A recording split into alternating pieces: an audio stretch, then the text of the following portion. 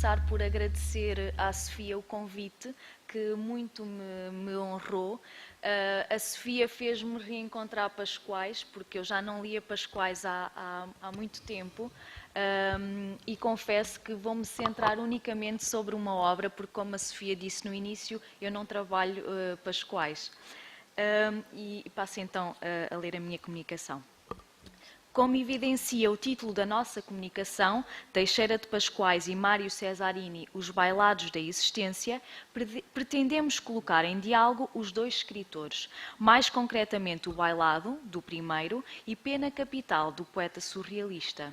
Fazemo-lo com o intuito de mostrar como Pascoais, em nosso entender, se aproxima de uma linha de pensamento e de escrita espelhadas mais tarde na obra de Cesarini. Comecemos então por atentar na abertura do Bailado. Desejei falar de mim neste livro, redigir uma espécie de memórias. Fui escrevendo, falei dos outros, afinal.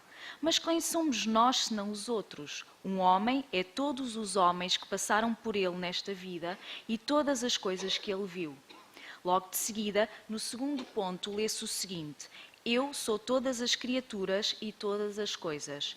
Eu, na verdade, não sou eu.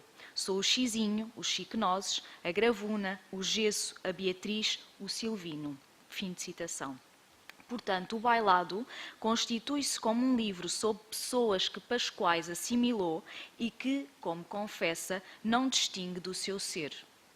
Ora, partimos dos certos apresentados para deles destacarmos a ideia da obra de arte como expressão da individualidade do artista criador. Individualidade esta, tornada simultaneamente reflexo de uma personalidade coletiva, lembrando-nos a concepção de literatura viva apresentada por José Régio no primeiro número da revista Presença de 1927.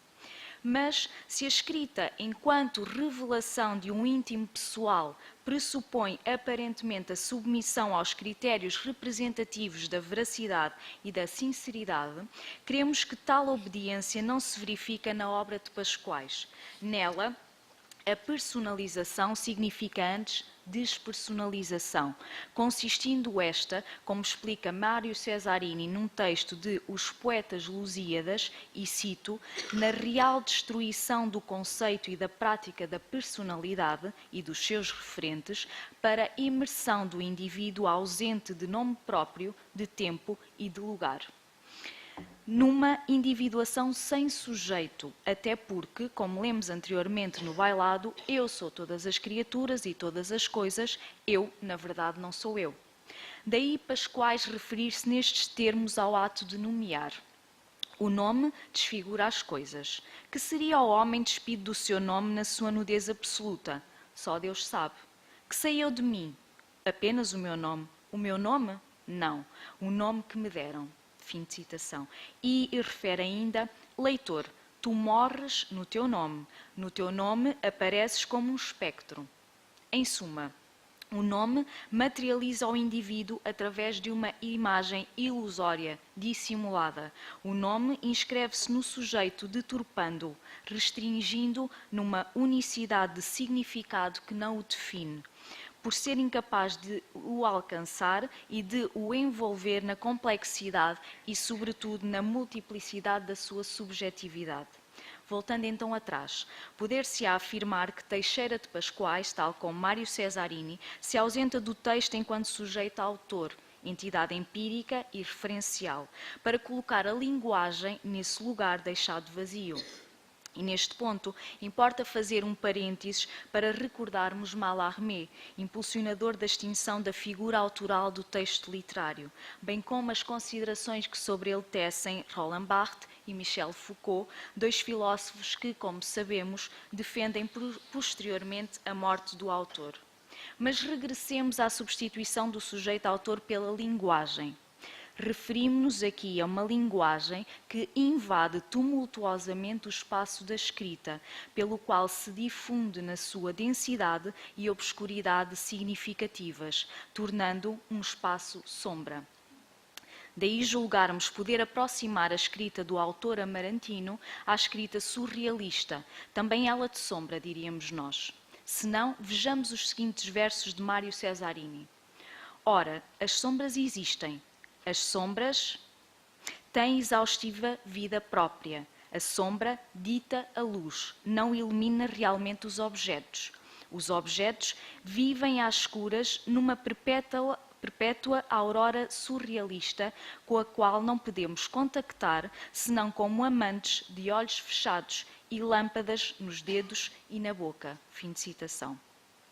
A atmosfera crepuscular surrealista difere dos territórios perfeitamente discerníveis do real, iluminados pela luz ofuscante da concretude e da uniformidade racionais. Difere por ser um lugar espesso e enigmático, pluridimensional e plurívoco, porque atravessado pelos fluidos brandos e indistintos dos afetos. É a atmosfera da irrealidade imaginada, constantemente recriada através da linguagem livre da imaginação, que contraria o rigor e a objetividade do discurso lógico convencional. Recordemos a propósito outro excerto de um poema de Pena Capital. Entre nós e as palavras há metal fundente.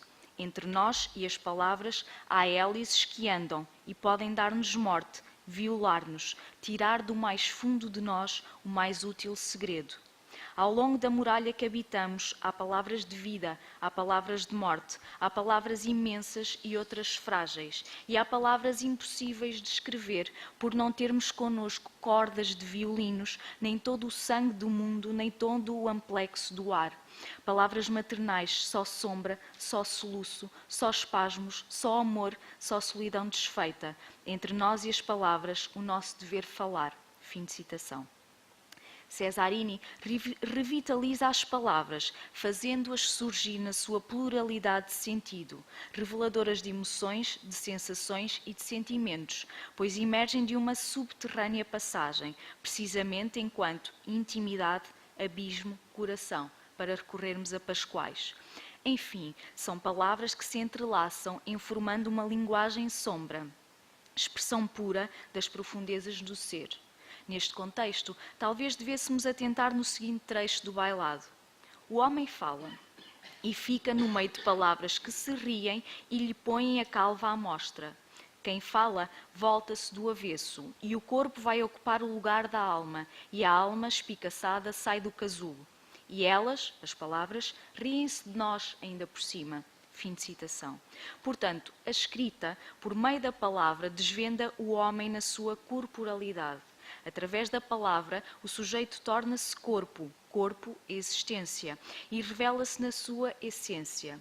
É caso para relembrarmos a frase de Pascoais, o verbo quis ser carne. Para quê? Para existir.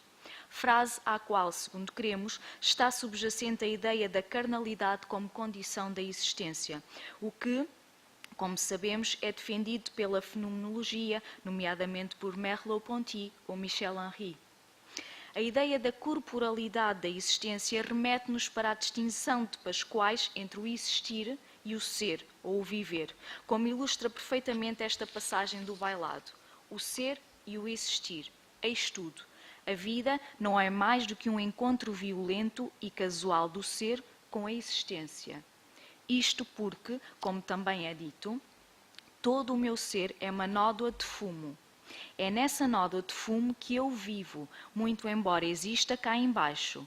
Em mim é tudo essa nódoa de fumo, nuvenzinha roxa e doirada, que numa tarde longínqua se me introduziu na alma e ficou a ser a minha alma.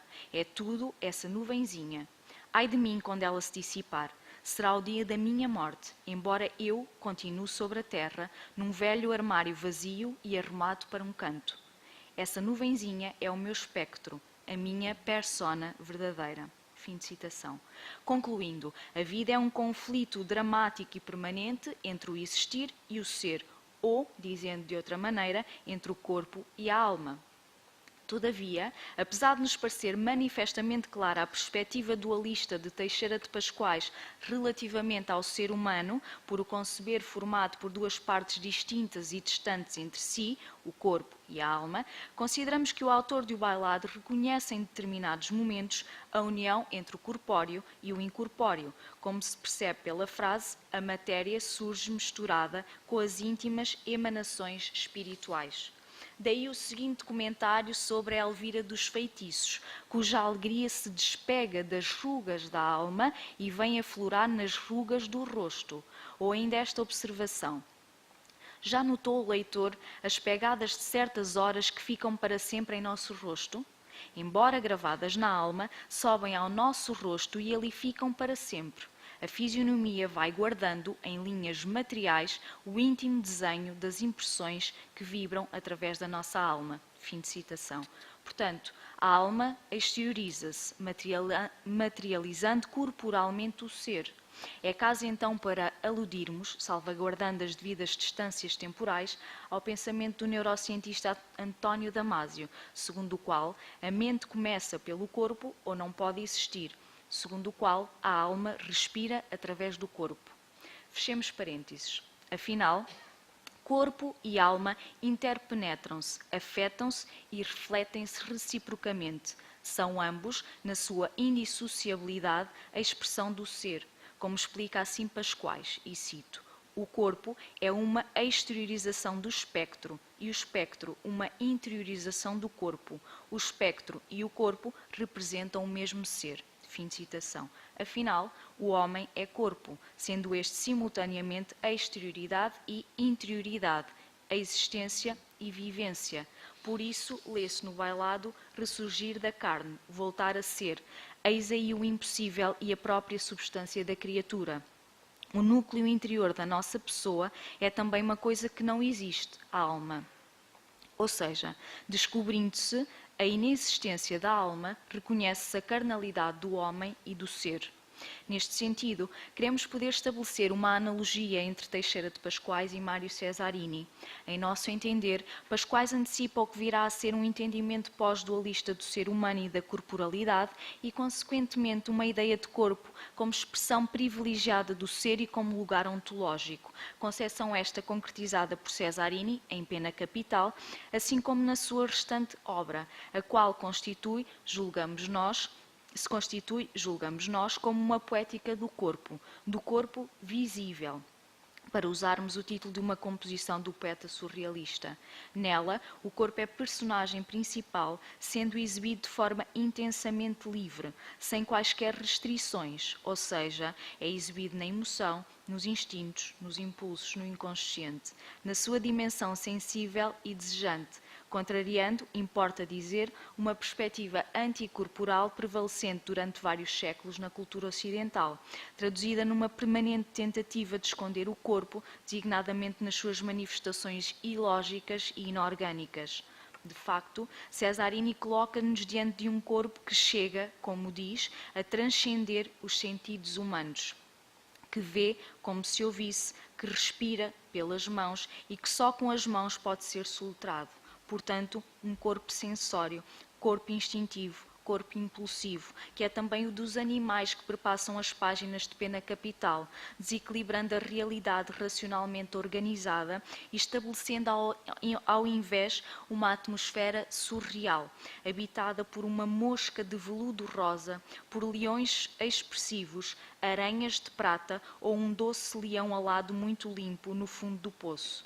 Ou seja, um corpo cujas formas foram anteriormente alinhadas uma a uma, que modificam a sua anatomia, esfarelando-se e espacializando-se, derrubando todos e quaisquer limites e fronteiras. Por isso, em Pena Capital, brilha a excentricidade corporal das crianças que brincavam nos jardins com um pequeno garfo nas costas, dos cheios de pedra corrompida ou dos homens com formas de nuvem e de barco secreto.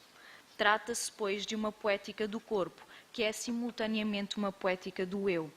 Eu que se apresenta precisamente, como confessa Cesarini, num corpo que se transfigura, num corpo que já não é o seu, isto é, num corpo que existencialmente se modifica. Dizendo de outro modo, o corpo aparece na sua condição ontológica, a expressão do existir e do ser, porque afinal a essência do homem é corporal.